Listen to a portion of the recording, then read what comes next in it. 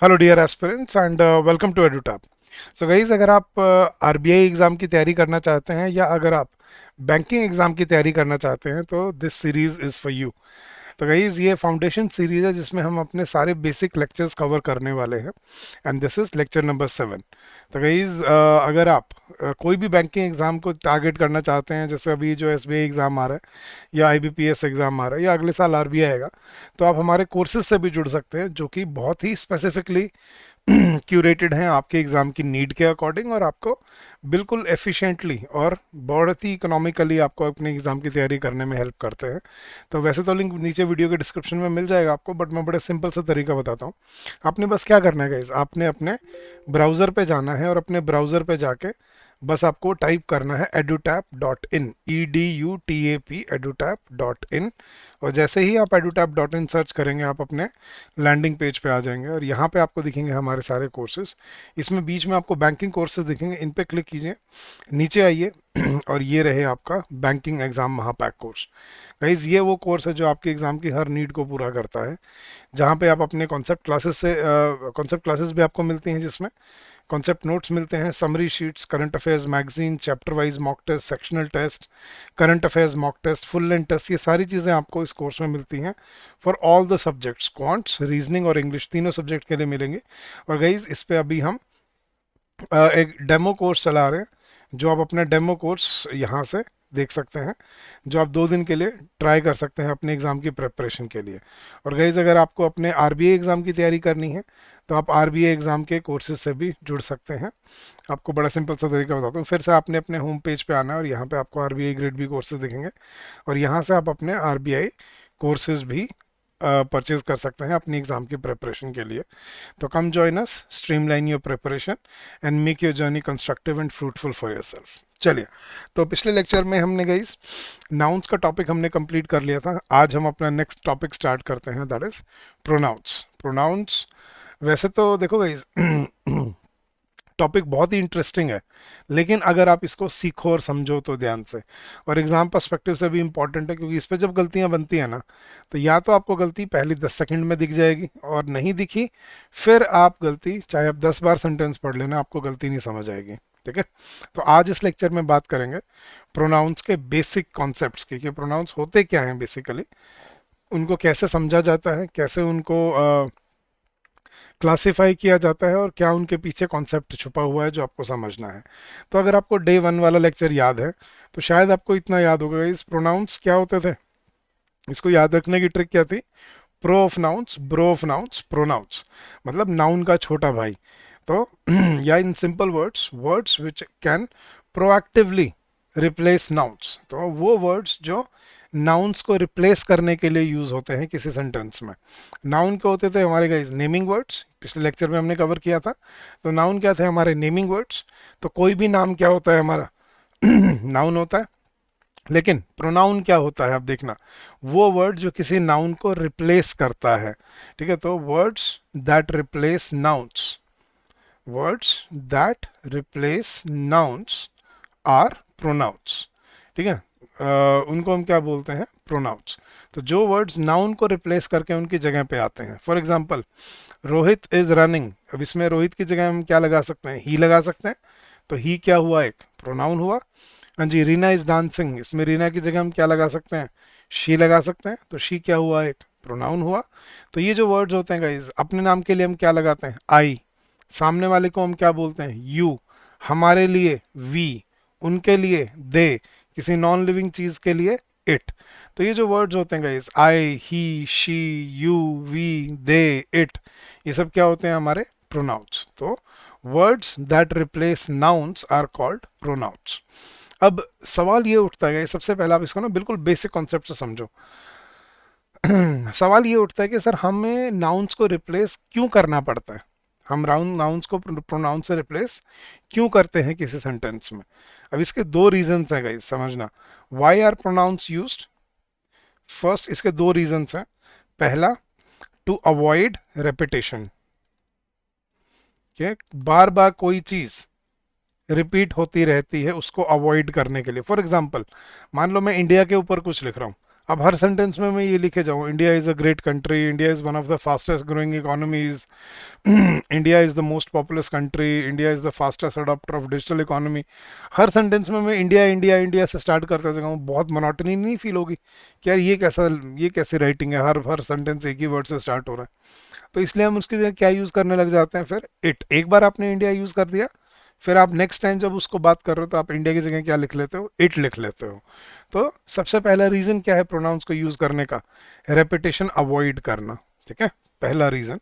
और दूसरा रीज़न जो है प्रोनाउन को यूज़ करने का वो क्या है गाइस, अब देखो जब आप किसी एक इंसान के नाम की जगह, देखो रोहित की जगह मैंने ही लगा दिया, वो चल गया, रीना की जगह हमने शी लगा दिया, ठीक है वो चल गया, लेकिन जब एक से ज़्यादा लोग हो जाते हैं, ठीक है, अब फॉर एग्जांपल हमने पूरी क्लास की बात करनी है, जैसे मैं बोलता हूँ सर, जैसे हम टीचर को बोलते हैं कि ma'am we are interested in studying this lecture, तो वी का मतलब बेसिकली क्या है, हम सब। अब हम सब में कौन कौन है, पूरी क्लास। अब पूरी क्लास में अगर मैं हम सब के नाम लेने लग गया, तो 30 नाम या 35 नाम लेके और फिर मैं सेंटेंस बोलूँ कि रोहित रोहित, रीना, सीमा, गीता, सुरेश, मुकेश, संदीप, मुकलेश, ये सारे क्या हैं, मुकलेश are interested in learning this chapter, तो एक सेंटेंस बोलने में मेरी 5 मिनट निकल जाएंगे। तो जब आपको मल्टीपल पर्सन्स का, जब आपने मल्टीपल पर्सन्स के लिए, ठीक है, मल्टीपल एंटिटीज बोल लो, पर्सन्स की जगह चलो एंटिटीज भी हो सकते हैं, जब आपने मल्टीपल एंटिटीज को आपने रिप्लेस करना होता है तो प्रोनाउंस बहुत काम आते हैं। जैसे हम यहाँ पे किसकी बात हो रही है, हम सब की, तो हम सब में हम क्या आगे, सभी जितने भी लोग हैं वो बहुत सारे हो सकते हैं। अब मैं सेंटेंस में उन सब का नाम लिखने बैठ गया, फिर तो सेंटेंस पूरा नहीं होएगा एक पेज में। तो हम क्या बोल देते हैं, तो मल्टीपल एंटिटीज को रिप्लेस करने के लिए और रेपिटेशन को अवॉइड करने के लिए हम क्या वर्ड्स यूज करते हैं गाइस, प्रोनाउंस यूज करते हैं, ठीक है। अब सबसे पहले गाइस मैं बड़े बेसिक से क्वेश्चन से स्टार्ट करता हूँ, ये तो थी इसकी अंडरस्टैंडिंग कि why do pronouns exist, basically pronouns क्यों बनाए गए। तो एक तो हर वर्ड की मतलब बार बार एक ही वर्ड की रिपीटेशन अवॉइड करना, और दूसरा था कि मल्टीपल एंटिटीज की जब हम बात कर रहे हैं तो मल्टीपल एंटिटीज का नाम लिखने की बजाय हम एक वर्ड से हम क्या बोल देते हैं कि हम मतलब मल्टीपल एंटिटीज का, मान लो जैसे मैं बोलता हूँ हम इंडियंस की बात कर रहे हैं, जैसे मैंने बोला Indians are warm people, right, पहले सेंटेंस में तो मैंने इंडियंस बोल दिया, राइट, अब अगले सेंटेंस में मैं इंडियंस की जगह क्या लगा रहा हूँ, वी। अब बार बार मैं इंडियंस इंडियंस इंडियंस बोलता रहूँ वो भी गलत है, राइट, और सभी इंडियंस का नाम लिखने बैठ गया तो जिंदगी खत्म हो जाएगी, नाम नहीं लिख पाओगे।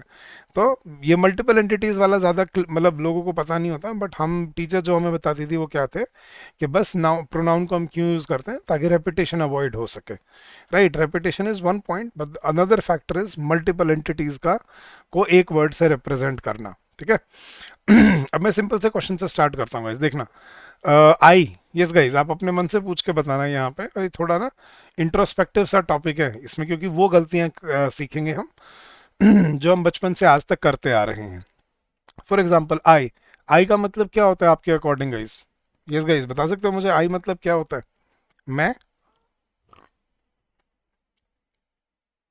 और मी का मतलब क्या होता है, हाँ जी गाइस, अगर आई मतलब मैं होता है तो मी का मतलब क्या होता है। अब आप बोल रहे हो सर मी मतलब मुझे, मैंने, मुझसे, मतलब मुझको, पता नहीं क्या क्या, राइट। मैं हिंदी नहीं पूछ रहा गाइस, मैं मतलब पूछ रहा हूँ, समझो पहले क्वेश्चन को ध्यान से सुनो। आई का मतलब क्या होता है, अब हमें तो सिर्फ इंग्लिश की हिंदी करना सिखाया है सर, आई मतलब मैं और मी मतलब, सर मी मतलब मुझे, अब हिंदी नहीं पूछ रहा मैं, मीनिंग पूछ रहा हूँ। आई और मी को कहाँ यूज किया जाता है, यह सिंपल सा क्वेश्चन है, आई और मी के बीच में फर्क क्या होता है, ठीक है। तो मैं आपको ना एक सिंपल से क्वेश्चन से एक्सप्लेन करता हूँ, देखना। मैं यहाँ पे दो सेंटेंसेस लिख रहा हूँ, Rohit is playing with Reena, ठीक है, Rohit is playing with Reena. और दूसरा सेंटेंस में लिखता हूँ रीना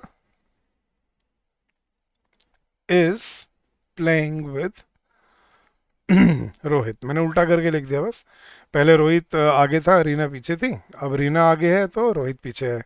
तो Rohit is playing with Reena and Reena is playing with Rohit, ठीक है। अब ये दो सेंटेंसेस है गाइस, अब देखना अब इनमें क्या आपको समझ आता है। अब मैं प्रोनाउन का यूजेज का आपको, ये अगर आपको ये चीज़ समझ आ गई ना गाइस, आप मोस्ट ऑफ द टॉपिक आप समझ जाओगे बड़े आराम से। गाइस आपको सब्जेक्ट वर्ब ऑब्जेक्ट वाली चीज़ याद है, जो हमने पहले लेक्चर में सीखी थी। सब्जेक्ट कौन होता है? सेंटेंस का ऑनर, सेंटेंस जिसके लिए बनाया जाता है, सेंटेंस जिसके लिए ओरिजिनेट होता है, जिसके लिए कोई सेंटेंस बोला गया है, वो होता है उस सेंटेंस का सब्जेक्ट। और ऑब्जेक्ट कौन होता है? जो सेंटेंस में एडिशनल इंफॉर्मेशन डालता है, मतलब वो इंफॉर्मेशन को ऐड ऑन करता है। ठीक है, ये चीज़ क्लियर है हमें? अब देखना गाइस, अब मेरा क्वेश्चन क्या है गाइस, अगर पहले सेंटेंस में, ऊपर वाले सेंटेंस में मुझे रोहित को किसी प्रोनाउन से रिप्लेस करना है, मैं क्या प्रोनाउन यूज कर सकता हूँ यहाँ पे? रोहित इज प्लेइंग, या रोहित की जगह मैं क्या लगा सकता हूँ? ही इज प्लेइंग, राइट? तो रोहित के लिए हमने क्या लगा दिया? ही लगा दिया। तो Rohit is playing with Reena या he is playing with Reena. और मुझे रीना की जगह पे मुझे कोई प्रोनाउन यूज करना है यहाँ पर, तो रीना की जगह मैं क्या लगा सकता हूँ? Rohit is playing with Reena या Rohit is playing with her, right? तो रीना के लिए हमने क्या लगा दिया यहाँ पे? हर। Very good. अब सेकंड सेंटेंस में देखना गाइस, अब सेकंड सेंटेंस में जब मैं बोलता हूँ Reena is playing with Rohit, ठीक है, तो रीना यहाँ पर क्या है? रीना, मान लो मुझे रीना की जगह यहाँ पे अब मुझे प्रोनाउन यूज करना है, ठीक है, तो रीना की जगह मैं क्या यूज करूंगा यहाँ पे? रीना इज प्लेइंग या शी इज प्लेइंग। तो Reena is playing with Rohit या she is playing with Rohit. और मुझे सेकंड सेंटेंस में रोहित की जगह कोई प्रोनाउन यूज करना है, तो अब मैं क्या यूज करूं? Reena is playing with Rohit या Reena is playing with him, right? ये चीज सबको समझ आ रही है?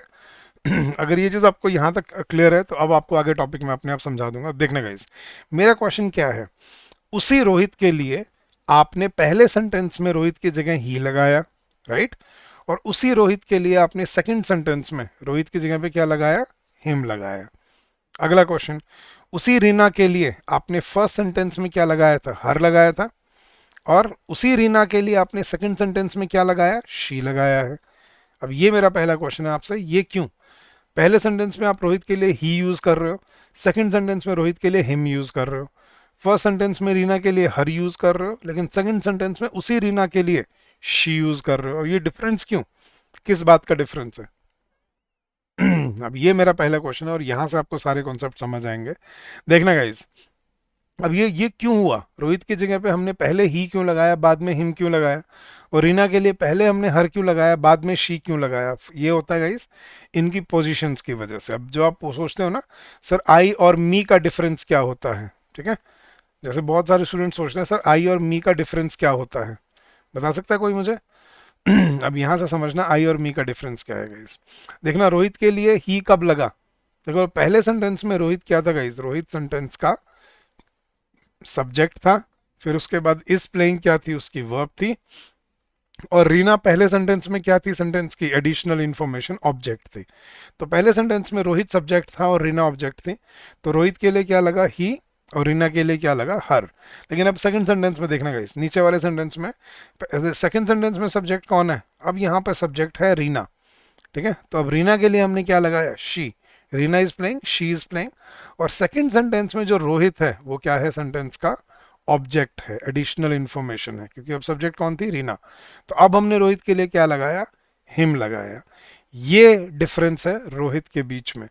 पहले सेंटेंस में जो रोहित था गाइस, ऊपर वाले सेंटेंस में, इस सेंटेंस में रोहित सेंटेंस का क्या है? सब्जेक्ट है, ऑनर है। तो जब रोहित सेंटेंस का ऑनर है तो हम रोहित के लिए क्या लगा रहे हैं? ही लगा रहे हैं।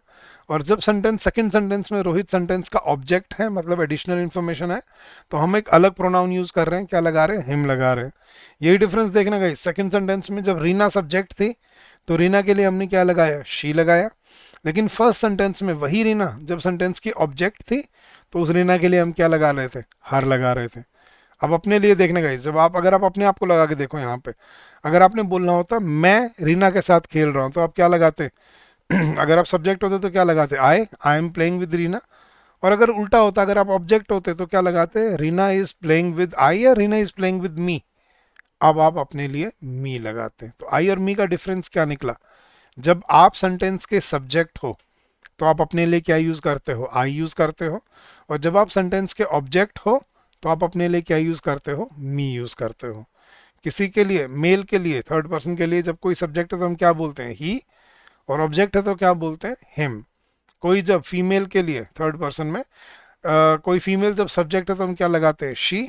और कोई फीमेल जब ऑब्जेक्ट है तो क्या हम क्या लगाते हैं? हर। अब ये डिफरेंस क्यों? सर रोहित तो रोहित ही है ना, चाहे वो सब्जेक्ट हो चाहे वो ऑब्जेक्ट हो, क्या हो गया? रोहित के लिए आप रोहित के लिए प्रोनाउन अलग अलग क्यों लगा रहे हो? अब ये फर्क समझने का इस अगर मैं रोहित की जगह पे, दोनों जगह अगर मैं पहले सेंटेंस में भी रोहित के लिए ही लगा देता और मैं दूसरे सेंटेंस में भी रोहित के लिए ही लगा देता, सिमिलरली अगर मैं पहले सेंटेंस में भी रीना के लिए शी लगा देता और मैं सेकंड सेंटेंस में भी रीना के लिए शी लगा देता, तो क्वेश्चन ये है मेरा गाइस, क्या आप सेंटेंस में सब्जेक्ट और ऑब्जेक्ट के बीच में डिफरेंशिएट कर पाते? क्या आप फर्क बता पाते कि रोहित कब सब्जेक्ट है और कब ऑब्जेक्ट है, या रीना कौन से सेंटेंस में सब्जेक्ट है और कौन से में ऑब्जेक्ट है? नहीं। यही क्वेश्चन था जो आपको समझाएगा कि क्यों हम दो अलग अलग तरह के प्रोनाउंस यूज करते हैं एक ही इंसान के लिए, अगर वो अलग अलग जगह पे अलग अलग पोजीशन पे यूज हो रहा है तो आपको यही समझना है गाइस। तो अब स्टार्ट करता हूँ अपने मतलब टॉपिक की अंडरस्टैंडिंग।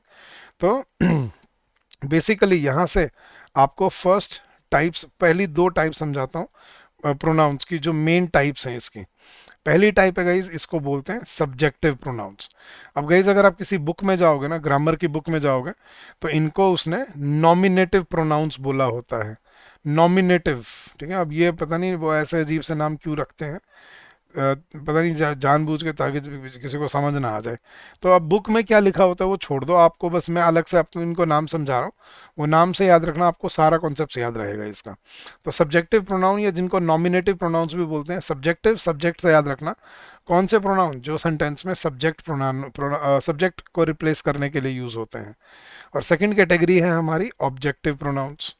अब ऑब्जेक्टिव प्रोनाउंस कौन से होते हैं गाइस, नाम से ही आई थिंक क्लियर हो रहा है। अब इनको शायद पहले को नॉमिनेटिव बोल देते हैं, दूसरे को एक्यूजेटिव बोल देते हैं। अब ये नॉमिनेटिव और एक्यूजेटिव क्या है, अब मुझे तो समझ नहीं आया कभी। बट मैं लिख देता हूँ, कई बार बच्चे बोल बहुत ही ग्रामर के बुक के हिसाब से कंपेयर करने लग जाता है। बट मैं चाहता हूँ गाइस आप इनको प्रैक्टिकली याद रखो, नाम याद रखने में क्या ही फर्क पड़ जाएगा, आपको कॉन्सेप्ट समझ आना चाहिए कि सब्जेक्टिव प्रोनाउन जो सब्जेक्ट को रिप्लेस करते हैं, और दूसरा ऑब्जेक्टिव प्रोनाउन जो किसको रिप्लेस करने के लिए यूज होते हैं, ऑब्जेक्ट को रिप्लेस करने के लिए यूज होते हैं। तो सब्जेक्टिव प्रोनाउन क्या होते हैं गाइस, जो किसी सेंटेंस में सब्जेक्ट के जगह पे यूज होते हैं। जैसे हम अपने नाम के लिए क्या लगाते हैं, जब हम सब्जेक्ट होते हैं तो क्या लगाते हैं, आई लगाते हैं। I am playing football, I am going to Delhi, I am learning English. लेकिन जब मैं ऑब्जेक्ट हो जाता हूँ तो क्या बोलते हैं, football is played by me, this work is done by me, right. तो जब मैं सब्जेक्ट हूँ मैं, तो मैं अपने लिए क्या लगाता हूँ, आई, और जब मैं ऑब्जेक्ट हूँ तो क्या लगाते हैं, मी। अब बहुत बच्चे ना ये भी बोलते हैं सर, जब मैं पूछता हूँ ना क्लासेस में कि आई और मी का डिफरेंस क्या है, बच्चे बोलते हैं सर आई सेंटेंस की स्टार्टिंग में लगता है और मी सेंटेंस के एंड में लगता है। यार ये कोई रूल हुआ क्या, ये कैसा रूल है कि आई आगे लगेगा और मी पीछे लगेगा, ये कोई रूल नहीं है। हाँ, ये सिर्फ एक ऑब्जर्वेशन है कि 90% आपको सेंटेंस में आई स्टार्टिंग में मिलेगा और मी एंड में मिलता है। क्यों? क्योंकि 99% जो सेंटेंसेस है वो अपनी यूनिवर्सल सीक्वेंस में बनते हैं। और यूनिवर्सल सीक्वेंस क्या कहता है कि सब्जेक्ट आगे आएगा और ऑब्जेक्ट पीछे आएगा। लेकिन इसका मतलब ये नहीं है कि मी कभी सेंटेंस में आगे नहीं आ सकता और आई कभी सेंटेंस में पीछे नहीं जा सकता। और ये आज इसी, मतलब आज कह रहा हूँ, इसी लेक्चर में हम ये कवर करेंगे और समझेंगे, देख के आप समझेंगे कि कैसे हो सकता है कि मी आगे आ जाए। जैसे हम क्या बोलते हैं, लेट आई गो या लेट मी गो, लेट मी गो। अब मी आगे कैसे आ रहा है, and she is taller than I या she is taller than me, क्या बोलते हो आज तक गाइस आप? सच बताना, आज तक आपने क्या बोला है, she is taller than I बोला है, she is taller than me बोला है? मैं गारंटी देता हूँ आप सबने क्या बोला होगा, मी। लेकिन ये ग्रामेटिकली गलत होता है। अब यही चीज़ें हैं जो एग्जाम में टेस्ट की जाती हैं। She is taller than me नहीं, she is taller than I होता है। तो आई एंड में भी लग सकता है, ये जब मैं आपको रूल्स करवाऊंगा तब समझाऊंगा। बट अभी बेसिक अंडरस्टैंडिंग समझना है, ये कोई रूल नहीं है कि आई आगे आएगा और मी पीछे आएगा। हाँ, मेजॉरिटी या मोस्टली हमें आई आगे मिलता है, क्योंकि 99% सेंटेंसेस में सब्जेक्ट कहाँ होता है, आगे होता है। और मी हमें एंड में मिलता है, क्यों? क्योंकि 99% सेंटेंसेस में ऑब्जेक्ट कहाँ होता है, एंड में होता है। सिमिलरली मान लो किसी थर्ड पर्सन के लिए हम सब्जेक्ट में जब हम बोलते हैं तो क्या बोलते हैं, ही। लेकिन जब ऑब्जेक्ट होता है तो हम क्या बोलते हैं, him. He is playing football, football is played by him. He was driving the car was being driven by him. Similarly females में she was cooking the food was cooked by her. She was driving the car was being driven by her. तो जब कोई female subject है तो क्या लगाएंगे हम, she, और ऑब्जेक्ट है तो क्या लगाएंगे, हर। ठीक है। सामने वाले के लिए हम क्या बोलते हैं गाइज, यू। अब देखना, यू ऐसा होता है गाइज, यू यू ही रहता है। यू सब्जेक्ट में भी यू ही होता है और ऑब्जेक्ट में भी क्या रहता है, यू ही रहता है। तो you are playing football and football is played by you. हमारे लिए हम क्या बोलते हैं गाइस, हमारे लिए वी आर प्लेइंग फुटबॉल, और पैसिव में सॉरी ऑब्जेक्ट में क्या बन जाता है, football is being played by us. तो we are playing football, football is being played by us, we are doing this work is being done by us. तो we का ऑब्जेक्टिव क्या बन जाता है, us. They they are playing football, they का क्या बनता है, them, football is being played by them. ठीक है, they are eating food, food is being eaten by them. तो दे का क्या बनता है, देम। और एक फिर बनता है नॉन लिविंग चीज के लिए जो यूज होता है, इट। इट का क्या रहता है गाइस, इट का भी यू की तरह ही इट ही रहता है। तो इट का ऑब्जेक्टिव भी इट ही होता है, जैसे it is it's a good, या जैसे मैं बोलता हूँ it is working fine and well done, या जैसे मैं बोलता हूँ जस्ट डू इट, तो एंड में भी इट ही लगता है। तो यू और इट जो होते हैं वो सेम रहते हैं। बाकी जो हैं प्रोनाउंस वो अपना सब्जेक्टिव में अलग होते हैं और ऑब्जेक्टिव में अलग होते हैं। तो अब आप इनको कॉन्सेप्ट से समझना, ना कि रटने के पर्सपेक्टिव से, ठीक है। तो सब्जेक्टिव प्रोनाउन और ऑब्जेक्टिव प्रोनाउन में डिफरेंस क्या होता है गाइस, सब्जेक्टिव प्रोनाउन कहाँ लगेंगे, जब सेंटेंस का सब्जेक्ट रिप्लेस करना होगा, और ऑब्जेक्टिव प्रोनाउन कहाँ लगेंगे, जब सेंटेंस में सब्जेक्ट का ऑब्जेक्ट रिप्लेस करना होगा। तो ये बेसिक अंडरलाइंग डिफरेंस है दोनों के बीच में। तो आज के बाद अगर आपसे कोई पूछे आई और मी का मतलब क्या होता है, बता सकते हो। आई मतलब मैं, नहीं। आई मतलब subjective pronoun for first person, and me मतलब objective pronoun for first person. He subjective pronoun for for a third person, him objective pronoun for a third person, they objective pronoun for plural, them objective pronoun for they, we subjective pronoun for हमारे लिए, और us objective pronoun for हमारे लिए। तो basically ये दो basic categories हैं जो आपको सबसे पहले समझनी है, I me he him she her, we us they them. ये कैसे फंक्शन करते हैं सब्जेक्टिव और ऑब्जेक्टिव के टर्म्स में। ठीक है, अगर आपको एक वही, जब इसको ये मत सोचना मैं सिर्फ आपको कैटेगरी करवा रहा हूँ, अभी इनमें जब रूल्स करवाऊंगा ना अगले लेक्चर में, तब आपको रियलाइज होगा ये कितना इंपॉर्टेंट कॉन्सेप्ट था। ठीक है, क्योंकि वहां पे अगर आपको ये चीज़ समझ नहीं आई कि ये सब्जेक्ट है तो इसके लिए सब्जेक्टिव प्रोनाउन होना चाहिए, या ये ऑब्जेक्ट है या इसके लिए ऑब्जेक्टिव प्रोनाउन होना चाहिए, फिर आपको कॉन्सेप्ट क्लियर नहीं होंगे फिर अपने। ठीक है, तो पहली दो कैटेगरीज हैं सब्जेक्टिव एंड ऑब्जेक्टिव। फिर आती है गाइज हमारी थर्ड कैटेगरी जिसको हम बोलते हैं सब्जेक्टिव ऑब्जेक्टिव के बाद पोजेसिव। Possessive pronouns. अब पोजेसिव का मतलब समझाता हूँ गाइस, अब समझना। वैसे तो पोजेशन का मतलब क्या होता है, किसी चीज को ओन करना। तो पोजेशन बेसिकली किस लिए यूज होता है, ऑनरशिप बताने के लिए कि इसका ऑनर कौन है, या बिलोंगिंगनेस मतलब उसका रिलेशन बताने के लिए, उसका रिलेशन क्या है उसके साथ। तो ये दोनों चीजें बताने के लिए हम क्या यूज करते हैं, पोजेसिव प्रोनाउन। तो पोजेसिव का मतलब क्या होता है, देखना गाइस, जैसे मैं बोलता हूँ कि रोहित इज, चलो मैं अपने लिए बोलता हूँ, I am playing football and football is being played by me. तो सब्जेक्ट और ऑब्जेक्ट में क्या हो गया, आई जब मैं सब्जेक्ट था तो आई एम प्लेइंग फुटबॉल, और जब मैं ऑब्जेक्ट हूँ तो क्या बन गया, मी। ठीक है, football is being played by me. But अगर मुझे ये बोलना है, मुझे अपनी ऑनरशिप बतानी है कि ये मेरी बॉल है, ये मेरी फुटबॉल है, तो अब मैं क्या बोलता हूँ, this is I football, this is me football, या दिस इज माई फुटबॉल। अब ऑनरशिप बताने के लिए क्या यूज होने लग जाता है, माई। माई मतलब क्या होता है, मेरा। ठीक है, मेरा मतलब क्या बता रहा है, ऑनरशिप क्या है, ये मेरी बॉल है। दिस इज माई रूम, ये मेरा बैग है। दिस इज माई कार, ये मेरी कार है। तो माई से हम क्या बताते हैं, अपनी ऑनरशिप, कि इसका ऑनर कौन है। This is my bag, this is my room, this is my house. या कोई रिलेशन बताने के लिए, रिलेशन मतलब कैसे बिलोंग करता है, जैसे मैं बोलता हूँ अब शी इज़ माई सिस्टर या रीना इज़ माई सिस्टर। अब यहाँ पे माई में ऑनरशिप नहीं बता रहा कि मैं इसका ऑनर हूँ, मैं क्या बता रहा हूँ, मेरा रिलेशन क्या है। India is my country. ठीक है, तो अब यहाँ पे माई से मैं क्या बता रहा हूँ, मैं ये नहीं कह रहा कि मैं ऑनर हूँ, मैं क्या बता रहा हूँ कि ये मेरा देश है, मतलब my relation to the country. तो I belong to this country basically. So subjective pronoun objective pronoun के बाद थर्ड कैटेगरी आती है हमारी पोजेसिव प्रोनाउंस।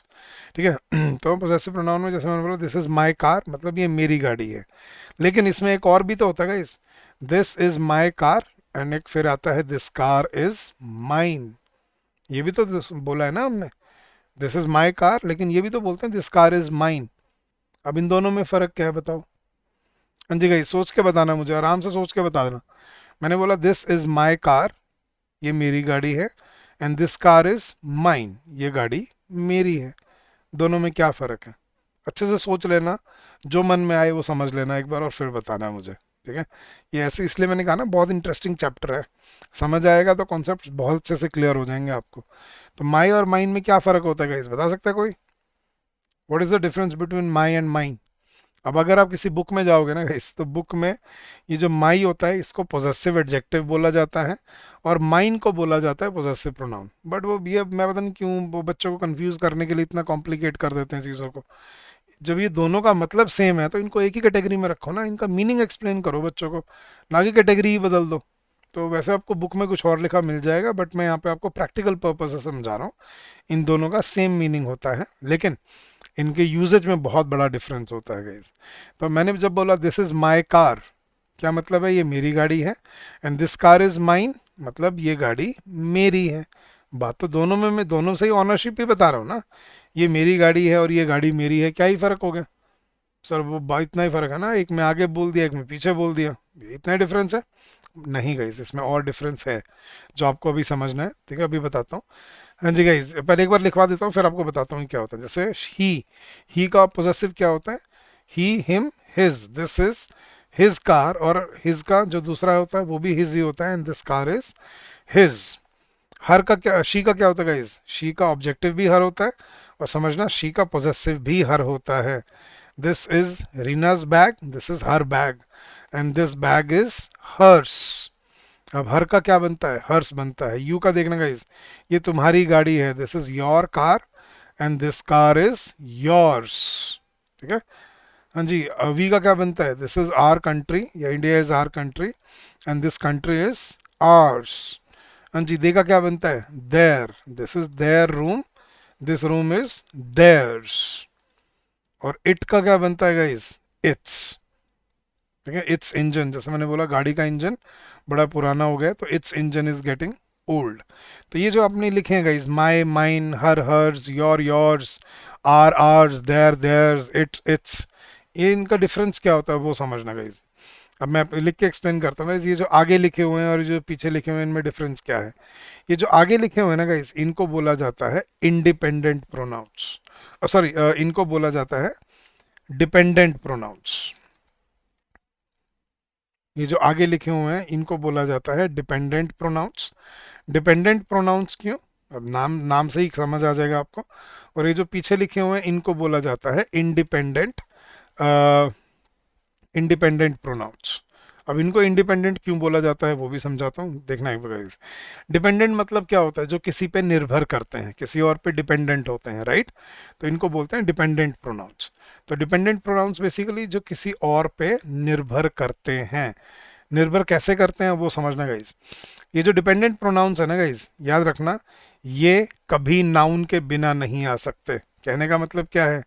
इनके बाद आपको हमेशा एक नाउन लगाना ही लगाना पड़ेगा। ये कभी नाउन के बिना यूज नहीं हो सकते, नाउन पे डिपेंडेंट होते हैं। जैसे माय, मैं कभी भी ये नहीं बोल सकता दिस इज माय, हमें क्या बोलना पड़ेगा? This is my car. तो माय के बाद मुझे क्या लगाना पड़ा? कार लगाना पड़ा, नाउन रखना पड़ा।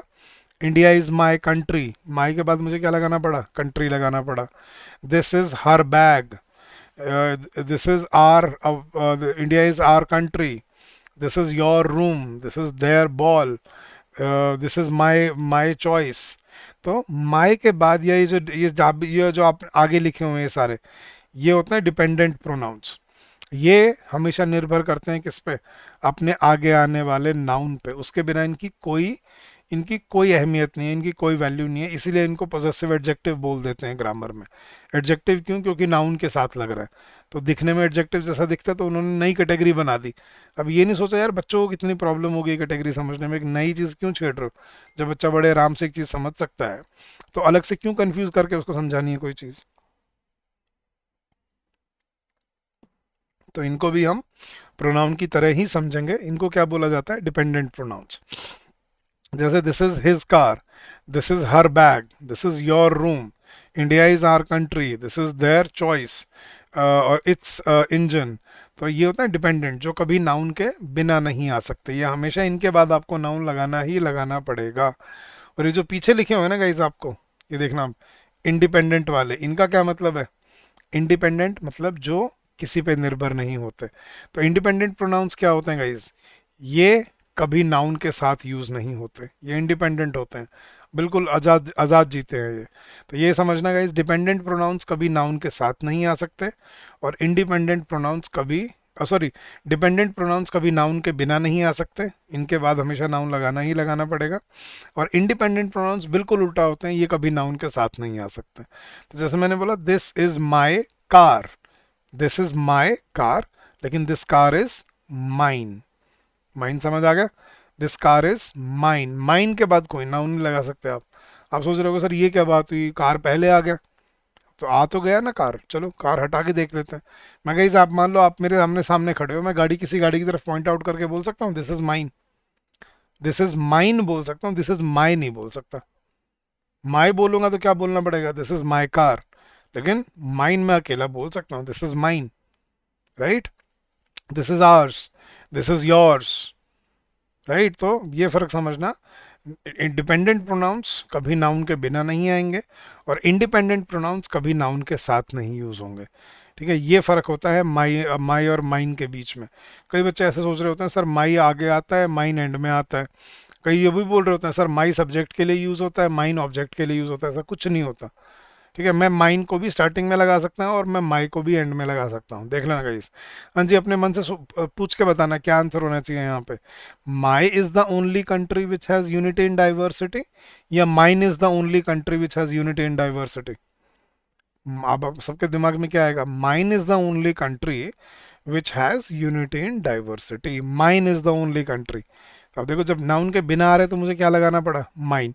लेकिन अगर यहीं पे मैं कंट्री लगा देता तो क्या बोलते? My country has unity in diversity, या my country is the only country which has unity in diversity. तो माई लगाऊंगा तो आगे नाउन लगाना ही लगाना पड़ेगा, और माइन के साथ चाहे कहीं पे भी यूज हो रहा है माइन, उसके साथ कभी नाउन यूज नहीं हो सकता। तो इसलिए उनको हम क्या बोलते हैं? Independent pronouns. तो वही सबसे पहले ये वो आपकी तीन कैटेगरीज हैं जो आपको समझनी है अपने नाउन्स के लिए, सब्जेक्टिव, ऑब्जेक्टिव एंड पोजेसिव। और पोजेसिव दो तरह के, कौन से? Dependent and independent pronouns. तो ये तीन मेजर कैटेगरीज हैं गाइस, जो हम अपनी डे टू डे लाइफ में यूज़ करते हैं, और अब आपको इनकी समझ होनी चाहिए। अब बहुत बच्चे सोच रहे होंगे सर ये जो अब एक और गलती बता देता हूँ गाइस। हाँ जी गाइस, सच में अपने मन से पूछ के बताना, स्कूल लाइफ में आप सबने लेटर्स लिखे? लेटर्स लिखते थे स्कूल में? अरे लव लेटर्स नहीं बोल रहा, लेटर बोल रहा हूँ, स्कूल में इंग्लिश में। मजाक कर रहा हूँ। हाँ जी गाइस, तो सच सच बताना, स्कूल में जो हम लेटर्स लिखते थे, उनमें लेटर जब हम एंड में लिखते थे योर्स ओबीडियंटली, लिखते थे ऐसे? अब सच सच बताना, ये योर्स में अपोस्ट्रॉफी एस आपने लगाया है या नहीं लगाया? हाँ या ना? अगर इसका आंसर हाँ है, तो आपको आज आज तक क्लियर नहीं हुआ ये अपोस्ट्रॉफी आनी चाहिए या नहीं आनी चाहिए, देन अब ये आपको अब समझना पड़ेगा, दिस इज रॉन्ग। ऐसे ऐसी गलतियां आती हैं एग्जाम में।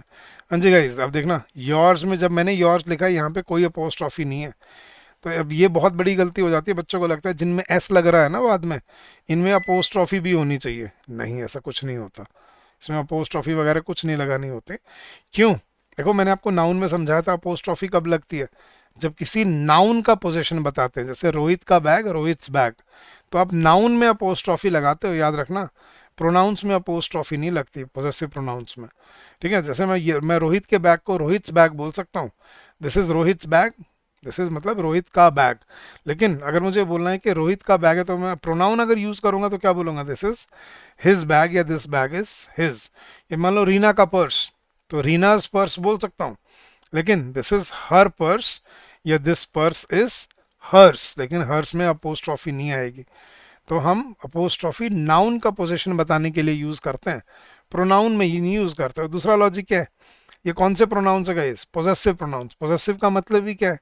ऑनरशिप बताने वाले। तो जो पहले ही ऑनरशिप बता रहा है, तो उसमें दोबारा अपोस्ट्रॉफी लगाने की क्या क्या लॉजिक बना? लेकिन वो हमारी आदत है ना, बचपन से बिना बिना सीखे बस उसको फॉलो कर लेते हैं आंख बंद करके। तो आपका आभारी, योर्स ओबीडियंटली का मतलब क्या है? आपका आभारी। लेकिन योर्स में यहाँ पर अपोस्ट्रॉफी नहीं यूज होते। तो याद रखना, ये जो पोजेसिव प्रोनाउंस है इंडिपेंडेंट वाले, हर्स, योर्स, आर्स, देयर्स, ठीक है, इनमें अपोस्ट्रॉफी एस यूज नहीं किया जाता है। अब आप सोच रहे हो सर इट्स में तो हमने देखा है, अब वो कौन सा इट्स है गाइस? एक इट्स होता है जो सेंटेंस के स्टार्टिंग में यूज होता है, इट इज वाला। अब ये कॉन्ट्रैक्शन ऑफ वर्ब है, ये इट्स का मतलब क्या होता है? It is. ठीक है, तो ये पोजेशन वाला नहीं है, ऑनरशिप नहीं बता रहा है, ये इट इज की शॉर्ट फॉर्म है इट्स। लेकिन जो आप किसी नॉन लिविंग चीज के लिए लगाओगे ना, उसके लिए आपको इट्स ही यूज करना पड़ेगा विदाउट अपोस्ट्रॉफी वाला, याद रखना। जैसे मैं बोलता हूं this is an expensive car because its engine is imported. हाँ जी guys, this is an expensive car because its engine का मतलब क्या हुआ? इसका इंजन। तो जब आप अपोस्ट्रॉफी वाला, ये जो पोजेशन वाला इट्स लगा रहे हो ना, इसमें आप अपोस्ट्रॉफी एस यूज नहीं करोगे, बिकॉज यहाँ इट्स का मतलब क्या है? इसका इंजन, मतलब गाड़ी का इंजन। तो this is an expensive car because its engine is imported. तो ये जो इट्स है ना, ये है उसका, गाड़ी का। तो जब आप इसको पोजेशन वाली सेंस में यूज करोगे ना, तब अपोस्ट्रॉफी नहीं लगेगी। अपोस्ट्रॉफी कब लगती है? जब हम इट इज को शॉर्ट फॉर्म में इट्स बोल देते हैं। जैसे ही इज को ही इज, जैसे वी आर को वी अपोस्ट्रॉफी आर ही लिख देते हैं। ठीक है, इट इज को इट्स लिख देते हैं। दे आर में दे के बाद अपोस्ट्रॉफी आ रही, वो कॉन्ट्रैक्शन ऑफ वर्ब होती है। लेकिन ये जो पोजेशन वाला इट्स है ना, इसमें आप अपोस्ट्रॉफी एस यूज नहीं करते, इसमें हम इसको विदाउट अपोस्ट्रॉफी यूज करते हैं। क्लियर हो गई ये चीज गाइस? तो ये है आपकी पहली चार बेसिक कैटेगरीज ऑफ प्रोनाउंस। चार नहीं, सॉरी, पहली तीन categories of pronouns, subjective, objective and possessive. Sir और भी टाइप्स हैं क्या इसकी? यस। ठीक है, तो पहले आपको समझना गाइस, पहले इसको नॉमिनेटिव या वोकेटिव बोल देते हैं। ये देखो, ये पूरा चार्ट बना रखा है जैसे आपके बुक्स में होता है। दूसरा आपके एक्यूजेटिव या ऑब्जेक्टिव। तीसरा आपका पोजेसिव या माइन और माइन, और ये रिफ्लेक्सिव, ये अभी करवा रहा हूँ आपको। तो हमने पहली तीन बेसिक कैटेगरी सीख ली। सब्जेक्टिव प्रोनाउन कौन से? जो सेंटेंस में सब्जेक्ट के लिए यूज होते हैं। ठीक है, सब्जेक्ट को रिप्लेस करने के लिए यूज होते हैं। सेकंड ऑब्जेक्टिव, जो सेंटेंस में ऑब्जेक्ट्स को रिप्लेस करने के लिए यूज होते हैं। और थर्ड हमारा पोजेसिव, जो सेंटेंस में क्या बताते हैं? ऑनरशिप बताने के लिए यूज होते हैं। ठीक है, माई और माइन, मतलब दो होते हैं, एक आपका इंडिपेंडेंट और एक आपका डिपेंडेंट। यहाँ तक क्लियर हो गया?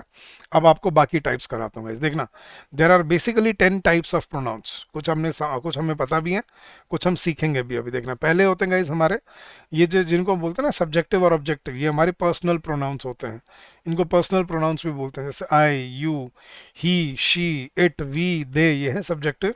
और इन्हीं का ऑब्जेक्टिव क्या था? Me, you, him, her, it, us, them, ये क्या है? ऑब्जेक्टिव। फिर आगे पोजेसिव, जो मैंने आपको करवाया अभी, mine, yours, his, hers, ours, theirs, ठीक है, इट्स, ये है और पोजेसिव। अब आते गाइस रिफ्लेक्सिव। अब रिफ्लेक्सिव प्रोनाउन क्या होते हैं? जब सेंटेंस में सेंटेंस का जो सब्जेक्ट है वही सेंटेंस का ऑब्जेक्ट बन जाए। ठीक है, जैसे मैं बोलता हूँ आई, देखो वैसे हम क्या बोल देते हैं? आई कट द वेजिटेबल्स, कि मैंने सब्जियां काटी। लेकिन अगर मैं बोलता हूँ कि मैंने खुद को काट लिया, I cut myself, I cut me, या I cut myself while cutting vegetables. मान लो आपकी आपकी उंगली पे पट्टी बंधी हुई, किसी ने पूछा क्या हुआ? आप बोलते हैं यार सब्जियां काटते हुए मैंने खुद को ही काट लिया गलती से। तो आई कट मी या आई कट माई सेल्फ। तो सेंटेंस का सब्जेक्ट भी मैं हूँ, मेरी बात हो रही है, लेकिन ऑब्जेक्ट भी मैं ही हूँ। तो आई cut me, I cut myself while shaving. So I cut myself while shaving this morning, के सुबह शेव करते हुए मैंने कट मार लिया खुद को। आई हर्ट, जैसे आई हर्टेड हिम, मैंने उसको दुख पहुंचाया। लेकिन I hurted myself while playing football. मान लो आपके पैर में वो गर्म पट्टी बंधी हुई है, किसी ने पूछा कि क्या हो गया, पैर में चोट कैसे खा ली? तो बोला कुछ नहीं यार, फुटबॉल खेलते हुए लग गई। तो आई हर्ट मी या आई हर्ट माई सेल्फ। तो जब मैं खुद पे ही एक्शन करने लग जाऊं, खुद पे ही बात करने लग जाऊं, तब यूज होते हैं गाइस रिफ्लेक्सिव प्रोनाउंस। रिफ्लेक्स का मतलब ही क्या होता है पता है? रिफ्लेक्स वर्ड का मतलब समझना, इसी से याद रह जाएगा आपको। What is reflex? किसी एक्शन का इक्वल एंड ऑपोजिट रिएक्शन, उसको बोलते हैं रिफ्लेक्स। ठीक है, तो किसी एक्शन का रिएक्शन। तो I can do it my self, मैं खुद कर सकता हूँ। तो जब बात मैंने खुद के ऊपर डालनी है सारी की सारी, तब हम क्या यूज कर रहे हैं? Reflexive pronouns. ठीक है, you can do it your self, तुम खुद कर सकते हो। ही डिड इट हिमसेल्फ, उसने खुद किया है ये। शी विल या she told me the truth her self, उसने खुद सच बताया मुझको। ठीक है, जैसे मैं बोलता हूँ this machine works by itself, ये मशीन खुद से काम करती है। We can do it ourselves, you can do it yourselves, they can do it themselves. तो जब सब्जेक्ट खुद की ही बात करने लग जाए, खुद पे ही काम करने, एक्शन करने लग जाए, तब हम यूज करते हैं रिफ्लेक्सिव प्रोनाउन। जैसे the old man poisoned him and his own children, या the old man poisoned himself and his own children, कि उस बूढ़े आदमी ने खुद को भी जहर दे दिया और अपने बच्चों को भी दे दिया। So the poor man poisoned himself, मतलब जब खुद पे ही बात हो रही है, खुद पे ही काम हो रहा है, तो क्या यूज होता है? Reflexive pronouns. रिफ्लेक्स मतलब किसी एक्शन का, जो मैं बात बोल रहा हूँ उसी का सारा रिफ्लेक्शन किस पे आ जाए? मुझ खुद पर। तो मेरे ही एक्शन का रिफ्लेक्शन किस पे आ रहा है? मेरे पे आ रहा है, उसको बोलते हैं रिफ्लेक्सिव प्रोनाउंस। तो आई का रिफ्लेक्सिव क्या होता है? माई सेल्फ, यू का योर सेल्फ, ही का हिमसेल्फ, शी का हर सेल्फ, इट का इट सेल्फ, आर का वी का आर सेल्फ। अगर एक से ज्यादा है तो यू का योर सेल्फ और दे का देम सेल्फ। थर्ड क्या होता है गाइस? Intensive pronoun. ठीक है, इंटेंसिव प्रोनाउन जब किसी नाउन या प्रोनाउन पे एम्फसाइज करना होता है, ये रिफ्लेक्सिव प्रोनाउन ही होता है, लेकिन इसका यूजेस थोड़ा डिफरेंट है। जैसे I myself saw it happen, कि मैं, वही बात है, मैंने खुद होते हुए देखा ये। खुद मतलब अब किसी और की आंखों से थोड़ी देखोगे, देखोगे तो खुद ही। लेकिन जब आप बात खुद की ही कर रहे हो या एक्शन खुद पे ही कर रहे हो, तब हम यूज करते हैं रिफ्लेक्सिव प्रोनाउंस। डेमोन्स्ट्रेटिव प्रोनाउंस ये मैंने आपको डे वन पे समझाए थे, सेंटेंस में सेंटेंस स्ट्रक्चर समझाते हुए, कि ये चार वर्ड्स याद रखना, इससे समझ आएगा कि ये डेमोन्स्ट्रेटिव सेंटेंस है। कौन से? This, that, these, those. ये स्पेसिफिक चीजों को पॉइंट आउट करने के लिए यूज होते हैं। जैसे this is my car, that is your bag, these are my clothes, those are your colleagues. तो पॉइंट आउट करके, डेमोन्स्ट्रेट करने के लिए, दिखाने के लिए, दिस इज माई बैग, ये मेरा बैग है, दिस इज माई पेन, ये मेरा पेन है। तो मैं दिखाने के लिए बोल रहा हूँ आपको, डेमोन्स्ट्रेट करने के लिए, इसलिए इनको क्या बोलते हैं? Demonstrative pronounce. इंटेरोगेटिव तो समझिए, जिनसे हम क्वेश्चन पूछते हैं, हु, हुम, हुज, विच, व्हाट, तो इनको हम क्या बोलते हैं? Interrogative pronounce. और इन्हीं वर्ड से गाइस हमारे बनते हैं relative pronouns. Relative pronouns, relative याद है? रिलेटिव का मतलब क्या होता है? रिश्तेदार, जो एक दूसरे से रिलेट होके बनते हैं, रिलेटिव प्रोनाउंस। तो रिलेटिव प्रोनाउंस अब ये कौन से होते हैं गाइस? जो रिश्तेदार, मतलब दो सेंटेंसेस को जो एक रिश्ते में ले आते हैं, एक रिलेट करते हैं एक दूसरे के साथ। जैसे वैसे तो देखो, जब हम हु यूज करते हैं तो इससे हम क्वेश्चन पूछते हैं, जैसे हु आर यू। लेकिन ध्यान से देखना, जब हु को हम सेंटेंस के बीच में यूज करते हैं ना, तब ये इंटेरोगेटिव, मतलब क्वेश्चन पूछने के लिए नहीं होता, तब ये जोड़ने के लिए होता है। देखना, जैसे मैं बोलता हूँ Rohit is the boy who won the first prize. अब यहाँ पे हु का मतलब क्या है? कौन या जो? रोहित वो लड़का है जो या जिसने फर्स्ट प्राइज जीता है। शी इज द गर्ल हुम आई सॉ यस्टरडे, ये वो लड़की है जिसे मैंने कल देखा था। हाँ जी, he is the person whom I met last week, ये वो इंसान है जिससे मैं पिछले हफ्ते मिला था। हुज, जिसका, जैसे this is the guy whose bag was stolen. Which, किसी नॉन लिविंग चीज के लिए, जैसे मैं बोलता हूँ this is the pen which I bought. और दैट किसी सुपरलेटिव सेंस के लिए, जैसे this is the only option that I have. तो इनको हम सेंटेंस को जोड़ने के लिए, रिलेट करने के लिए भी यूज करते हैं, टू कनेक्ट टू सेंटेंसेस। तो इनको हम क्या बोलते हैं? Relative pronouns. तो यही रिलेटिव भी होते हैं, हु, हुम, हुज, विच और व्हाट, थोड़ा सा अलग है। और यही रिलेटिव होते हैं, हु, हुम, हुज, विच और दैट। फिर आते हैं इनडेफिनेट प्रोनाउंस। ये जो वर्ड्स जो किसी स्पेसिफिक की बात नहीं करते, वो रैंडमली किसी के लिए भी यूज होते हैं। जैसे somebody, anybody, everything, none, several, all, few, many, a lot of। ठीक है, anyone, no one, nobody, anybody, most, several, ये सारे क्या हैं? हमारे इनडेफिनेट प्रोनाउंस। बहुत सारे और हो सकते हैं, कोई लिमिट नहीं है इसकी, बट समझना कोई भी जो किसी की बात करता है इन जनरल, जैसे someone, anyone, no one, anybody, every human being, every क्या हो गया यहाँ पे? Indefinite pronoun. किसी की बात कर रहा है, लेकिन इनडेफिनेट क्यों बोल रहे हैं ये नहीं पता पक्का स्पेसिफिकली किसकी बात कर रहा है। ठीक है, तो इनडेफिनेट मतलब ये तो पता है किसी की बात कर रहा है, लेकिन ये नहीं पता किसकी बात कर रहा है, indefinite. Someone has stolen my bag, किसी ने मेरा बैग चुरा लिया है। किसने चुराया है? किसी, ये कंफर्म नहीं है। तो किसी ने चुराया है, लेकिन ये नहीं पता किसने चुराया है। Every human being has a duty towards his country, हर इंसान की। अब कौन से इंसान की बात कर रहे हो आप? हर इंसान की, किसी की स्पेसिफिक बात कर रहे हो? नहीं। इसलिए इनको हम क्या बोलते हैं? Indefinite pronounce. इनडेफिनेट मतलब ये नहीं पता ये डेफिनेटली किसकी बात करते हैं। ठीक है, फिर आते हैं गाइज आपके रेसिप्रोकल प्रोनाउंस। ये दो ही होते हैं, each other and one another. Each other ये हमको समझाऊंगा अभी, वैसे ईच अदर दो एंटिटीज के लिए यूज होता है, और वन अनदर दो से ज्यादा के लिए यूज होता है। और लास्ट है गाइस आपके डिस्ट्रीब्यूटिव, जो एक सेंटेंस को सब में बांट देते हैं, जैसे ईच, आइदर, नीदर। ठीक है, ईच मतलब प्रत्येक। तो मतलब जैसे मैं बोलता हूँ each of the students has to submit his assignment by Monday, ये मंडे तक करवानी है। तो ईच मतलब हर एक की बात हो रही है, एवरी वन मतलब हर एक की बात हो रही है, right. Each, every one, everybody, ठीक है, एवरीथिंग। आइदर मतलब दोनों में से कोई एक, नीदर मतलब दोनों में से कोई एक भी नहीं। तो जब सेंटेंस दोनों में या सब में बढ़ जाता है, इक्वली डिस्ट्रीब्यूट हो जाता है, उसके लिए हम क्या बोलते हैं, उनको हम क्या बोलते हैं, डिस्ट्रीब्यूटिव प्रोनाउंस। तो ये 10 कैटेगरीज हैं आपके प्रोनाउंस के, जो आपको मालूम होनी चाहिए। सर ये रटनी पड़ेंगे? नहीं, रटना रूटना कुछ नहीं है गाइस, इंग्लिश में कॉन्सेप्ट की तरह सीखो। अब कल को आपको क्लियर होना चाहिए डेमोन्स्ट्रेटिव प्रोनाउन क्या होते हैं, दिस दैट दीज दोस, जो डेमोन्स्ट्रेट करने के काम आते हैं। इनडेफिनिट क्या होते हैं, जो किसी पर्टिकुलर की बात नहीं करते हैं। रिफ्लेक्सिव क्या होते हैं, जो सेंटेंस का पूरा रिफ्लेक्शन खुद पे सब्जेक्ट पे ले जाते हैं। सब्जेक्टिव प्रोनाउन क्या, जो सब्जेक्ट को रिप्लेस करने के लिए यूज होते हैं। ये अंडरस्टैंडिंग की चीजें हैं, जो आपको मालूम होनी चाहिए अपने एग्जाम पर्सपेक्टिव से। ठीक है, तो ये है गाइज आपके 10 टाइप्स ऑफ प्रोनाउंस। तो आज हमने सीखा प्रोनाउंस क्या होते हैं, कैसे एग्जिस्ट करते हैं, कितनी कैटेगरीज में होते हैं, क्या उनमें डिफरेंस होता है, और क्या उनके पीछे का कॉन्सेप्ट है। तो एक बार लेक्चर को दोबारा से आराम से ज़रूर देखिएगा, ताकि आपको और क्लैरिटी अगर चाहिए तो किस तरह के क्या प्रोनाउंस होते हैं, कैसे फंक्शन करते हैं। और अगर आपको कोई डाउट हो, कोई क्वेरी हो, तो डाउट सेक्शन तो कमेंट सेक्शन में ज़रूर लिखिएगा। I take it up in the next lecture. तो आज था आपका प्रोनाउन लेक्चर नंबर 1। बड़ा टॉपिक है ये, तो इसमें 2-3 लेक्चर लगेंगे, तो इसमें अभी टाइम लगेगा गाइस। तो तभी मैं आपको क्या बोल रहा हूँ कि आपको अगर अपनी स्पीड से प्रिपेयर करना है, तो आप हमारे कोर्सेज ज्वाइन कर लीजिए। वहाँ पे आपको ये सारे लेक्चर्स प्री रिकॉर्डेड फॉर्म में दिए हुए हैं, तो आप अपनी स्पीड से एक दिन में आप पूरा चैप्टर भी खत्म कर सकते हो। यही लेक्चर को यहाँ पे खत्म करने में आपको 3 हफ्ते लगेंगे, राइट, क्योंकि एक वीक में एक ही लेक्चर आता है। लेकिन वहाँ पे आप एक दिन में पूरा चैप्टर खत्म कर सकते हो। तो अगर आपका एग्ज़ाम नज़दीक आ रहा है, आपको एग्ज़ाम की अच्छे से तैयारी करनी है, तो आप हमारे कोर्सेज से जुड़ जाइए। हमारे कोर्सेज का लिंक नीचे वीडियो के डिस्क्रिप्शन में भी दिया हुआ है। नहीं तो आपको मैंने जैसे शुरू में बताया था, एक आप हमारी ब्राउज़र पे, वेबसाइट पे जाकर www.edutap.in, तो edutap.in सर्च करते हैं आप, हमारे लैंडिंग पेज पे आ जाएंगे, और वहीं पे आपको हमारे सारे कोर्सेज दिख जाएंगे।